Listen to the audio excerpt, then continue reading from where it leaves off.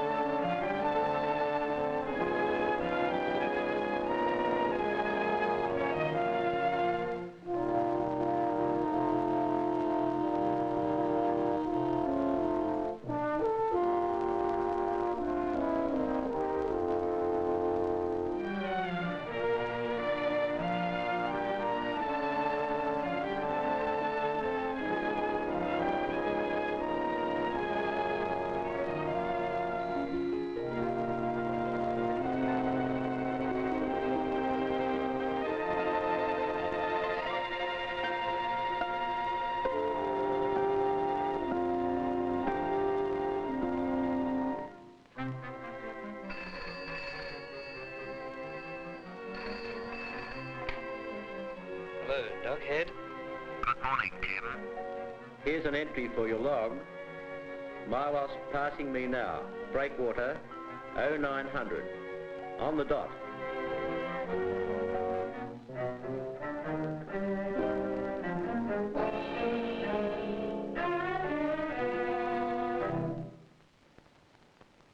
Milos, entered river 0900.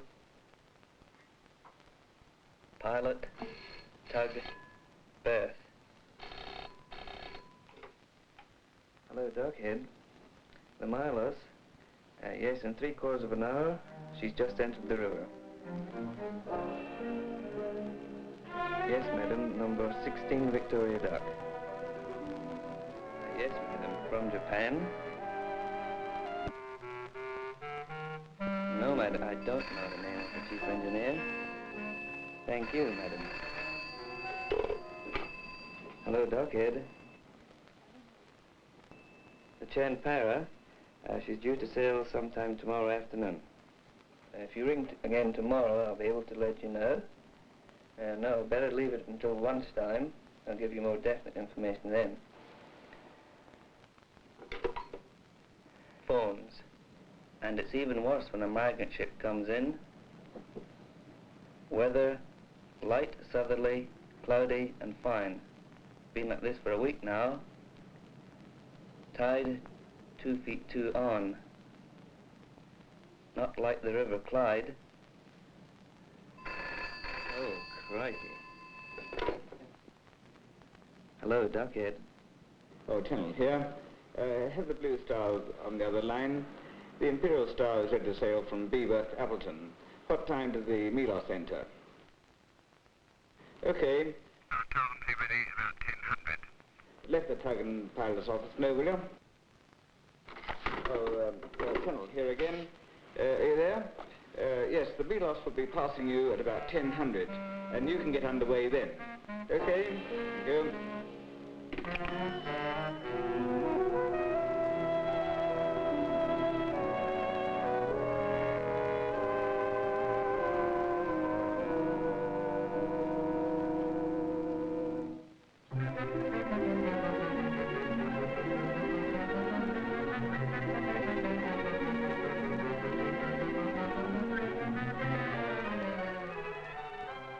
Channel here. The Argyle's here due next week. I see she has an 80-ton transformer and other heavy machinery amongst her general cargo. One moment, please. I think we'll place her at Berthing, Appleton, and I'd suggest swinging and placing her starboard side too. Let me know when you get a firm ETA, will you? Thank you. Cheers.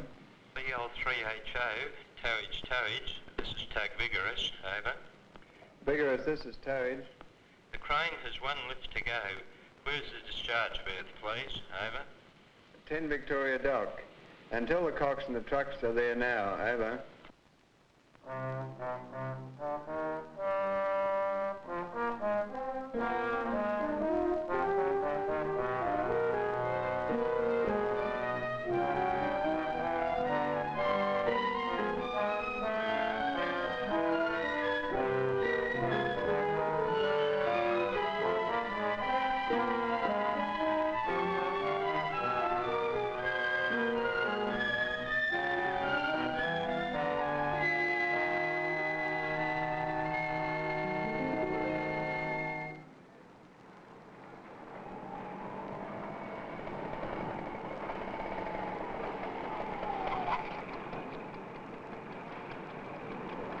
G'day. Is the meal all secured yet? Yes, she's all secure, Captain. And I'm on my way up to 27 shaft to check the labour up there. Good. Every 90 minutes, day and night, week in and week out, a ship arrives or departs.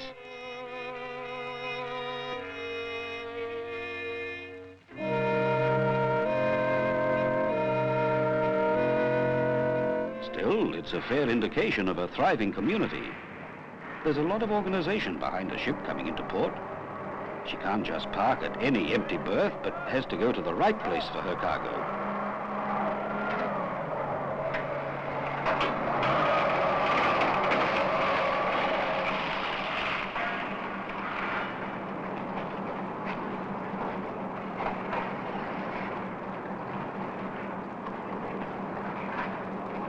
Then there's the mobile equipment to be ordered. The cranes and the cargo lifting gear, the front-end loaders, straddle trucks, and forklifts, of course. All to be ordered in advance and ready on call when needed.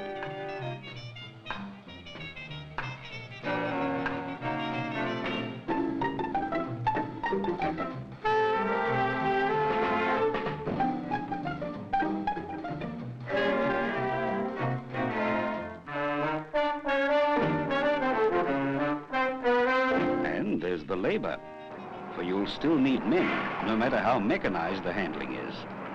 The crane drivers, the dockmen, the boatmen, the stevedores, the drivers.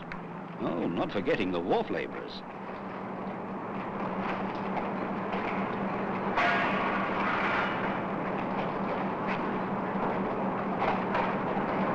And the transport to bring products in for export or to take away the imports. The semi-trailers from all over the place. The railway trucks from the marshalling yards just across the way. You can't have them turning up late and delaying a ship.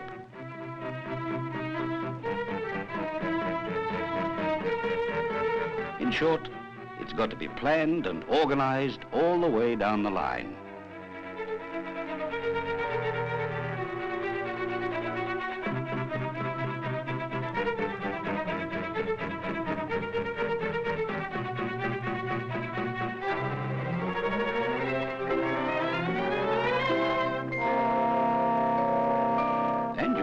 Transit sheds, the bigger the better, to hold the millions of tons of goods that pass across these wharves.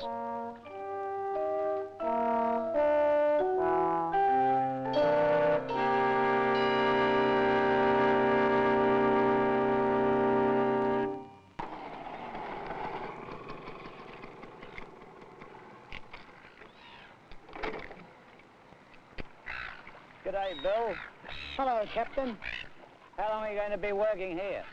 Just a routine inspection of the piles. Two of these will need replacing. We'll be out of here tonight.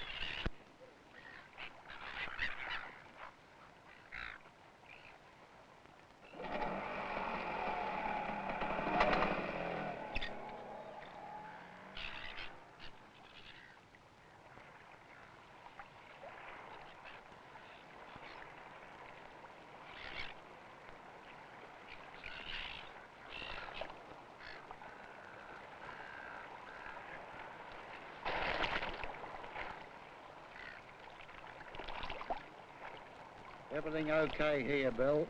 Yes, Jack. Everything's okay here. I'm on my way now.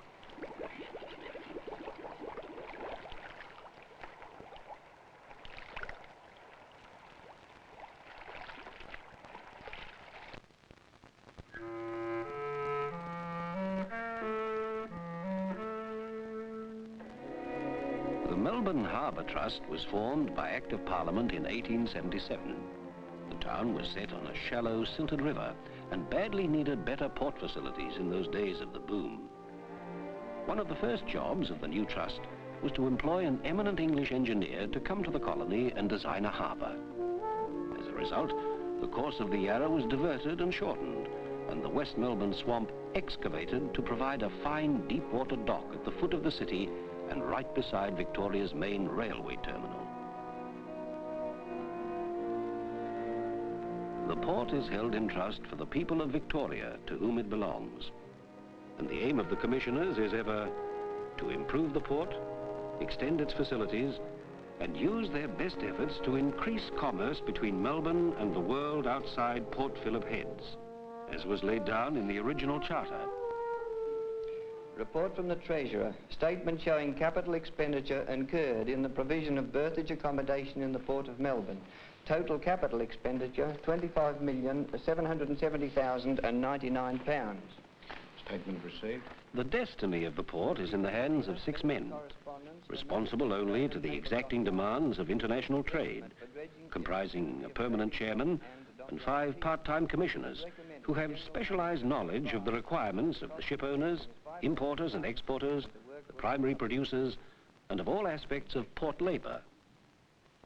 Gentlemen, the next subject for consideration is the future development of the port. With the first stage of Appleton Dock now in successful operation, it is necessary for us to plan for the future long-term development. Our present development works cover the port for the next 10 to 15 years, but the plans which are being presented for your consideration now are to cover the 1980s and the 1990s. Our officers have been reviewing the entire port area and have prepared alternative plans for development in the river entrance area and in the upper reaches of the port. I think at this stage I would like to have your views on what should be our ultimate proposal. Having seen the plans, Mr. Chairman, we'd like to have a little more time to consider the proposition. Certainly, we can defer discussion until the conclusion of general business. In the meantime, can we proceed with the next item on the agenda? Yes, Mr. Chairman. From the Controller of Stores, reporting that a number of articles was found at Station Pier and recommending that the watch estimated be...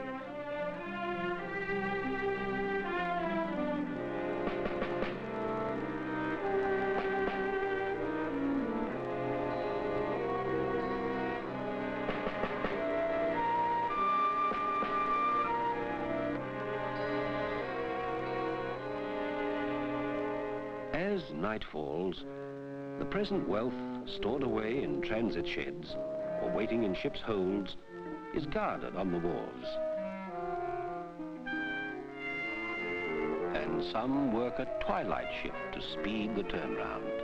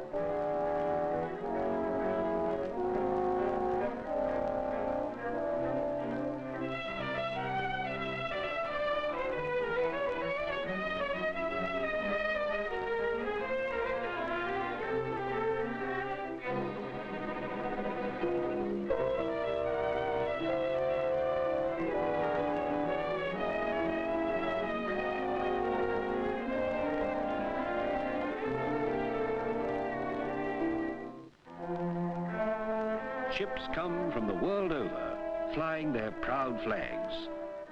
They unload their precious burdens for our needs and pleasure, stock their deep holds with our offerings in return, then glide away again across the oceans of the world. Tied up, a ship costs money. Only when traveling does she earn. The time she lies in port is the turnaround. This must be kept short.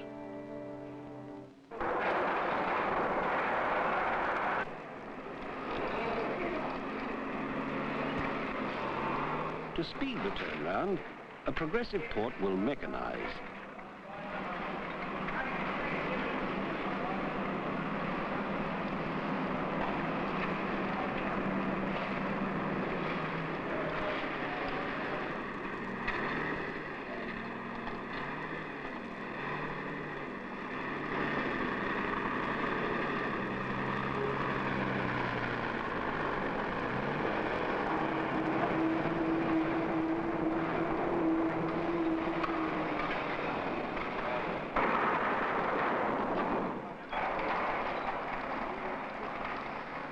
Here, a special berth for phosphatic rock in the port which serves its farmers. Carried from a Pacific island, pulverized to dust, scattered on Australian soil to increase her crops and pastures, to improve her food production and her exports again. Through the Port of Melbourne,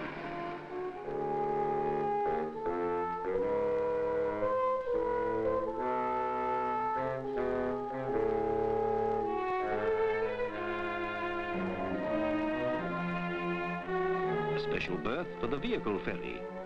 3 trips weekly to Tasmania and back for the tourists or the transports. Through the Port of Melbourne. A special berth for petroleum products. Crude oil, motor spirit, kerosene, diesel oil for a motor-minded country. Through the Port of Melbourne. A special berth for timber. Lumber, palings, billets, balks, planks, posts, beams. Millions and millions of super feet of forest trees. Through the Port of Melbourne.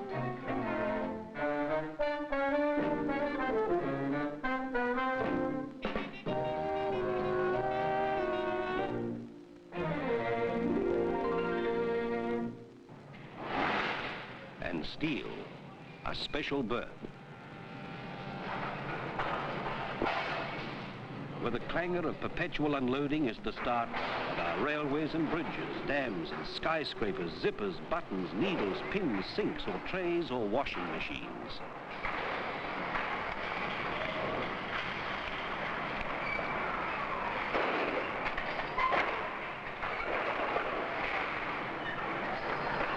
This job used to take a heap of extra time and energy before they built the new berth and sheds.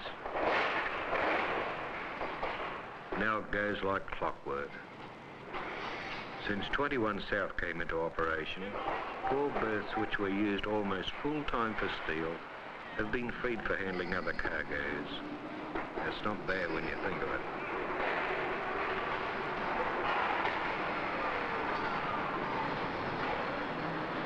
And with the arrangement of bridge cranes inside the transit shed, you can even load one hold while you unload another at the same time.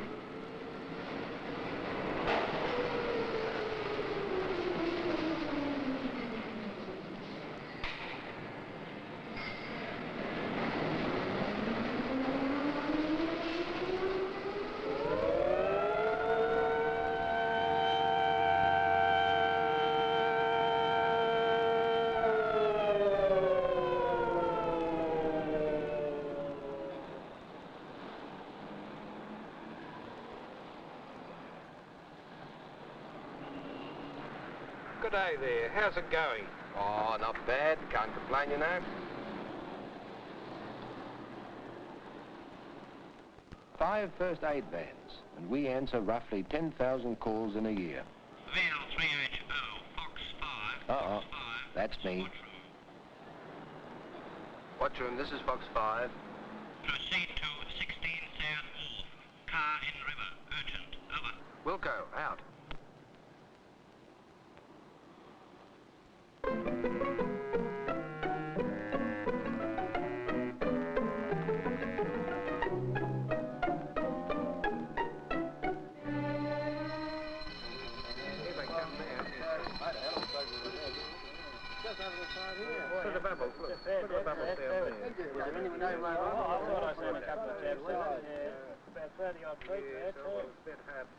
An accident like this brings out the whole works of the Emergency and Safety Service.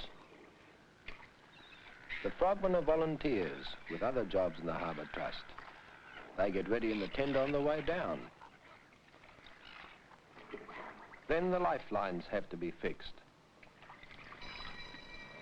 Back in watchroom, the boys will be on the alert at the radio to order the civil ambulance, if need be, after I've done what I can. In with the guideline.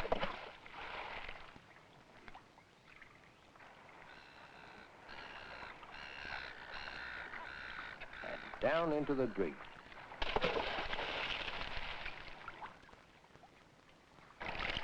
Then the frogmen have to surface to get the air out of their diving suits. I tell you, the emergency and safety service has to be ready for anything.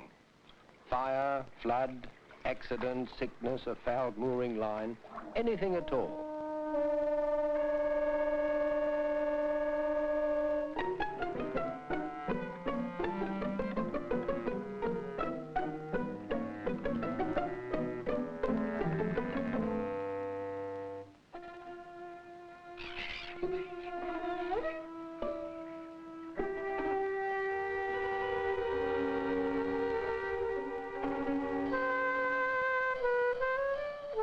The Yarra drops its burden of silt carelessly at the river entrance. The tide here, 37 miles from the ocean, isn't strong enough to cut it away. Get ready for a fix. Surveyors are kept busy taking soundings and marking up their charts. Fix. Their work indicates where dredging is needed, as the Port Authority guarantees 37 feet of water in its approach channels shown on Admiralty charts throughout the world.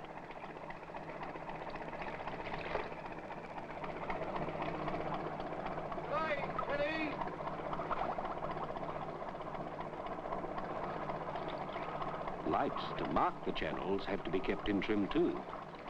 There's plenty of work in a river port like this. Place for the hour, Jack. Switch on for radio check. This just coming on, Mr. Dickinson. The third one's alongside us. Over. BL380, towage, this is the JP Webb. JP Webb, this is towage. Over. Could I have a traffic check, please? Over. Wilco. The Eastern Glory will enter the river at 1600. When she gets up, the Chanpara will leave at about 1700. Over. Roger, out. Towage, this is 700 dredging. Dredging Superintendent, this is towage. Towage, have you got a tug available to tow a loaded barge from the AD Mackenzie to the dump? The Vigorous at 1430. Over. Did you hear that, AD Mackenzie? Tell the coxswain of the barge that on his return from the dump, he will be taken direct to the Bass Trader berth to load at number 29, Priestman Grab Dredger. Yes, I got that message. We'll pass it on. We'll be carrying out.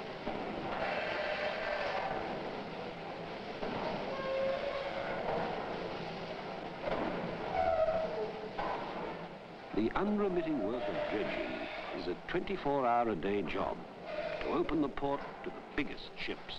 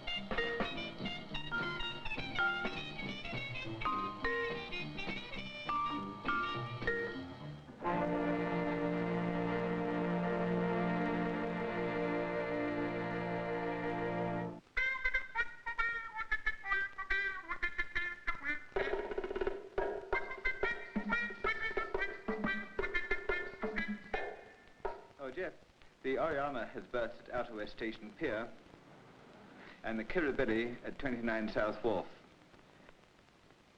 The City of Melbourne has berthed at 24 Victoria Dock and she has 3 twilight gangs waiting. And the Champara is ready to sail at 1700. Well, that's now. She should be getting underway.